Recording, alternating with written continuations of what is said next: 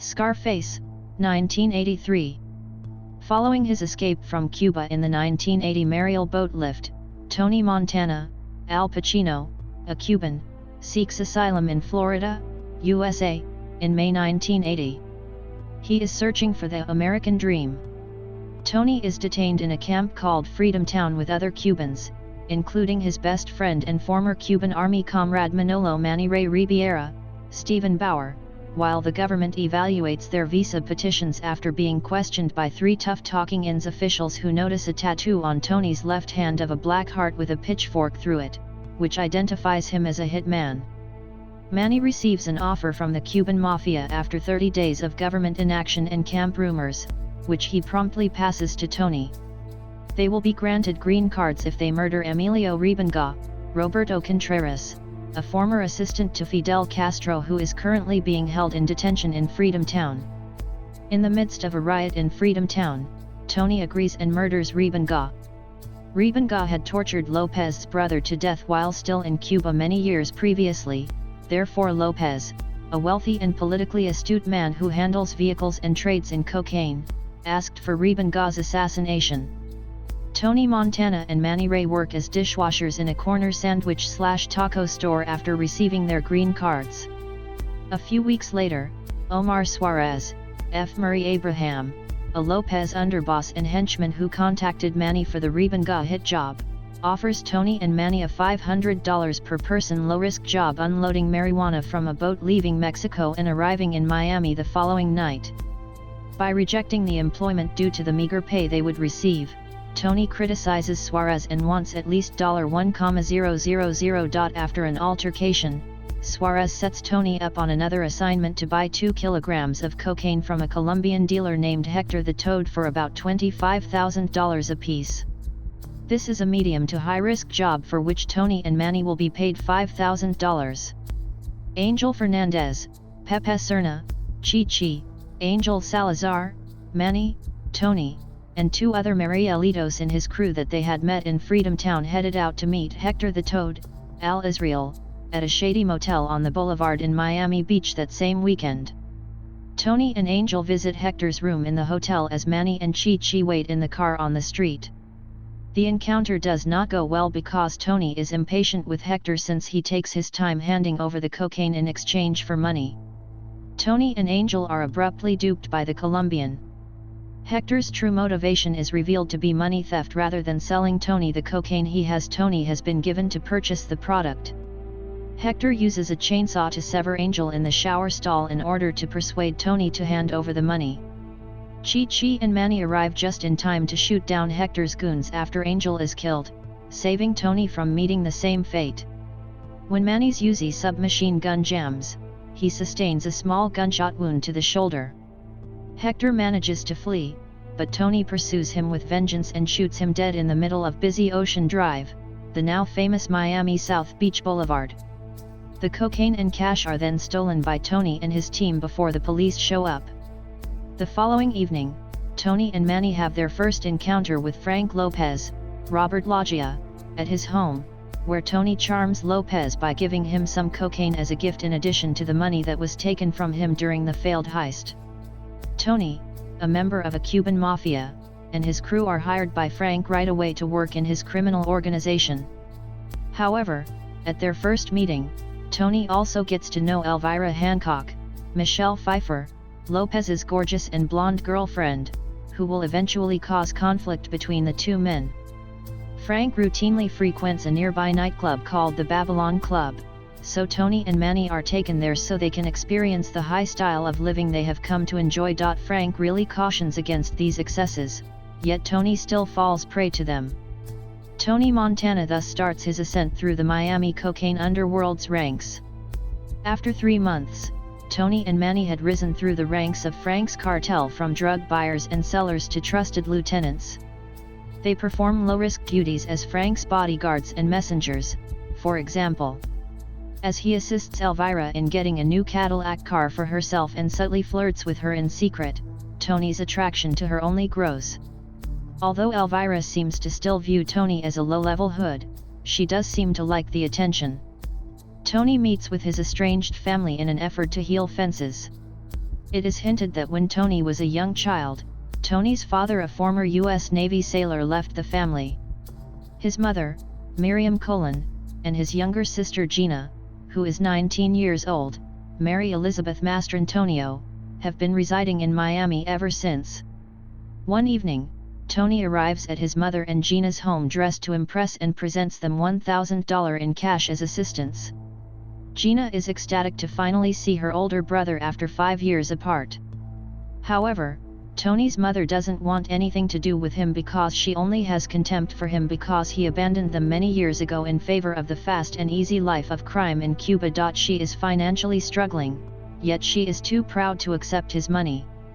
But Gina, who looks up to her brother, follows him outside, where he stealthily hands her the cash. Gina declares to Tony that she desires a piece of his glamorous lifestyle. Given that Gina is the one person Tony can trust and that he is fiercely protective of her, Tony's affection for her is obviously sincere. Then, Manny, who had been waiting in the car that he and Tony had arrived in, remarks to Tony about how lovely Gina is, but Tony scolds him fiercely to stay away from her. After a few months, Tony is sent to Bolivia to assist Omar in negotiating a new distribution agreement with Bolivian drug lord Alejandro Sosa, Paul Shinar, for the purchase of 200 kilograms of cocaine because Frank is unable to leave the country due to legal issues. Although Omar was meant to handle all the talking, Tony intervenes to rescue the contract because Omar is a bad negotiator. On the surface, it appears that they had reached an agreement that benefits all parties. Sosa would supervise the transit to Panama and Tony and the Lopez cartel would take over from there. However, Omar is adamant that Frank would not be in favor of the transaction. Sosa appears to be on Omar's side and advises him to call Frank on his phone. A little while later, Sosa gives Tony a pair of binoculars, and Tony watches as two ominous assassins named Alberto the Shadow, Mark Margulis, and the Skull, Gino Silva, dangle Omar by the neck from an aerial chopper. Sosa reveals that Alberto knew Omar was a former police informant when he worked in New York City years ago. Sosa has a zero-tolerance policy for treachery. Tony claims he never breaks his promises and that he has never trusted Omar. Sosa accepts Tony's offer to join him as his distributor of cocaine and other drugs in North America because he thinks Tony is reliable. But after they both agree, Sosa admonishes Tony to never desert him or turn on him in any way. When Tony gets back to Florida, Frank angrily scolds him for abusing his position of power and for learning about Omar's passing. Tony tells Frank that they can buy 2,000 kilograms of cocaine from Bolivia for $18 million, which they will use to reimburse Sosa for the costs of production and transportation. Tony estimates that this will net them $75 million over the course of a year. Frank is concerned because he does not have the many millions to pay Sosa for the cocaine, but Tony claims that they are close and that they have worked out a payment plan whereby they will pay Sosa $5 million up front and the remaining amounts over time. Additionally, Tony will make the required funds through his own network of connections on the streets if Frank runs out of money by a few million. Tony is yelled at by Frank for not having successfully negotiated a deal and for letting Sosa deceive him into believing he had. Tony responds that they need to think big and grow the cartel in order to distribute cocaine across the country. They will generate millions of dollars and grow to be the largest cartel on the continent, with them serving as the Sosa cartel's primary distributors and wholesalers throughout North America. Frank cautions Tony that Sosa is unreliable and that he will eventually turn on them for any insignificant departure from the plan or compromise of his enterprise. Frank instructs Tony to temporarily halt his agreement with Sosa. Then, Frank informs Tony that ambitious drug traffickers, like himself, who have excessive demands for money, power, and attention do not fare well in the industry. Tony departs with a shrug of indifference and goes it alone. Following this incident, Tony seeks out Elvira and unexpectedly proposes to her. Though shaken, she agrees to give it some thought. When he learns about it, Frank Lopez is not pleased and decides to kill Tony. That night at the Babylon nightclub, Mel Bernstein, a Miami police detective, approaches Tony and beats him up, Harris Yulin. In exchange for police protection and information, he suggests taxing Tony on his transactions. The sight of Gina dancing with a nearby drug dealer diverts Tony's attention.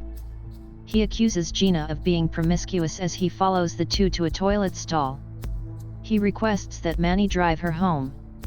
Gina admits she is drawn to Manny as they travel.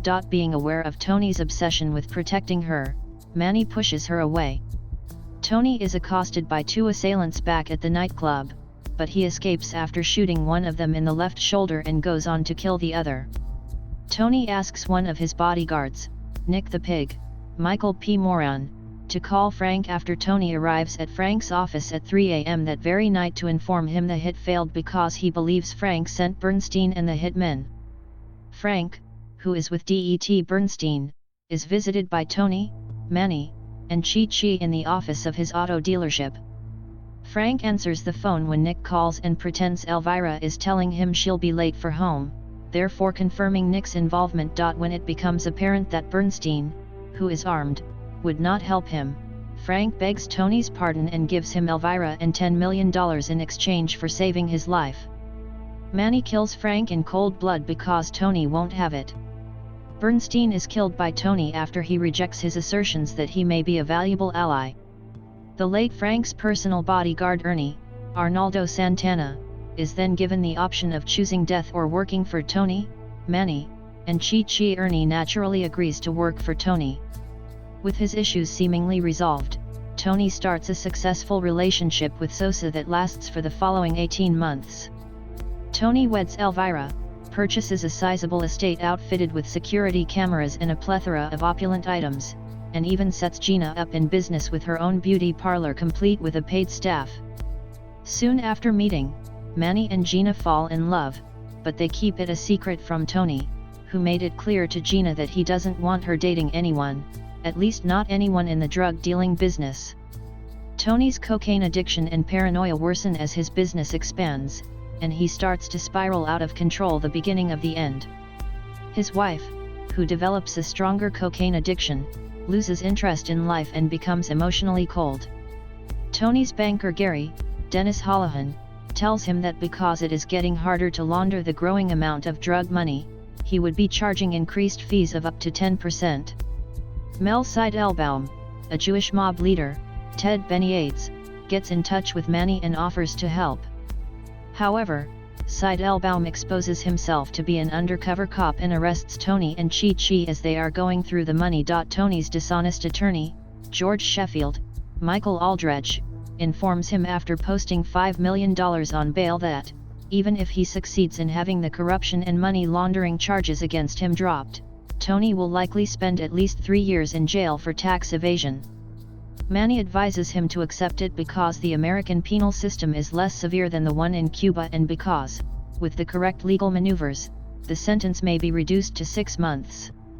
But the agitated Tony screams that he would sooner die than serve even a single day in prison.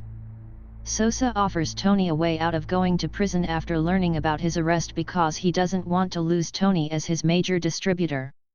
He summons Tony back to Bolivia and introduces him to his board of directors for cocaine, which consists of a sugar magnate, the head of Bolivia's military, and an enigmatic American named Charles Goodson, Greg Henry.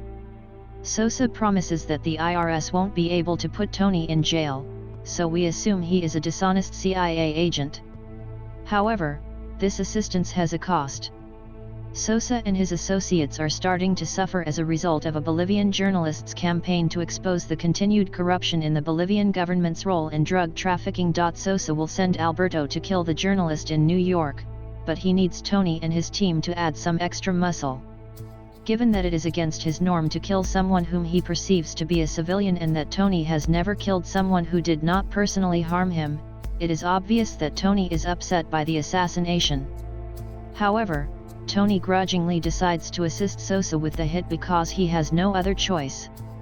Elvira finally shows her disdain for Tony and the lives he had led her on during a contentious argument at a nearby restaurant, leading to the breakup of their marriage.